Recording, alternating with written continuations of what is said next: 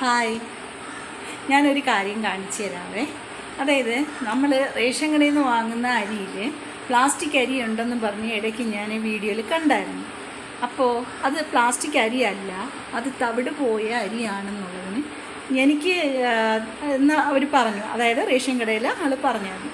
പക്ഷെ ഞാൻ അവിടെ നിന്ന് റേഷൻ കടയിൽ നിന്ന് ഇപ്പോൾ വാങ്ങിയ അരിയാണ് ചമ്പാവരിയാണ് വാങ്ങിയത്. അപ്പോൾ അതിലിതുപോലെ വെള്ള അരി കിടക്കണം. അന്നേരമാണ് ഞാൻ ചോദിച്ചത്, ഇതാണോ പ്ലാസ്റ്റിക് അരി എന്ന് എല്ലാവരും പറയണേന്ന് ചോദിച്ചു. അപ്പോൾ പറഞ്ഞു ഇത് പ്ലാസ്റ്റിക് അരിയല്ല, തവിട് ഫുള്ളായിട്ട് പോയ അരിയാണ്, അത് കുറച്ചും കൂടെ ഇതിലിട്ടേക്കുന്നു എന്നതേ ഉള്ളൂ എന്ന്. ഇത് തന്നെ നെല്ല് അരിയാക്കി എടുത്തപ്പോഴേക്കും ഫുള്ള് തവിട് പോയ അരി കുറച്ചുണ്ടായിരുന്നു, അതിന് ഇതിലിട്ടതാണ്. അങ്ങനെ മിക്സ് ചെയ്ത് തന്നതാണ്, അല്ലാതെ ഇത് പ്ലാസ്റ്റിക് അരി അല്ല എന്നതാണ് പറയുന്നത്. അപ്പം ഞാൻ അരി കാണിച്ചു തരാം.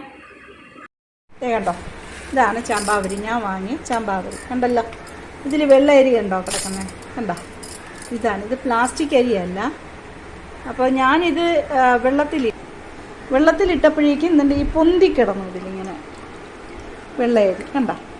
പക്ഷെ ഇത് പൊട്ടും, ഇത് നമ്മൾ പൊട്ടിച്ചാലൊക്കെ പൊട്ടും. അരി തന്നെയാണ്. രണ്ടായി എൻ്റെ ഇതാണ് ഉണ്ടായി. ഇതാണ് ഈത്തരി, വെള്ള അരി. കഴുകി കഴിയുമ്പോൾ അത് വലുതായിട്ട് അറിയാൻ പറ്റത്തില്ല, കഴുകാതിരിക്കുമ്പോഴാണ് അറിയുന്നത്. ഓക്കെ, ഇത് പറയാൻ വേണ്ടിയാണ് ഇന്നത്തെ ഈ video. Okay, bye bye, thank you.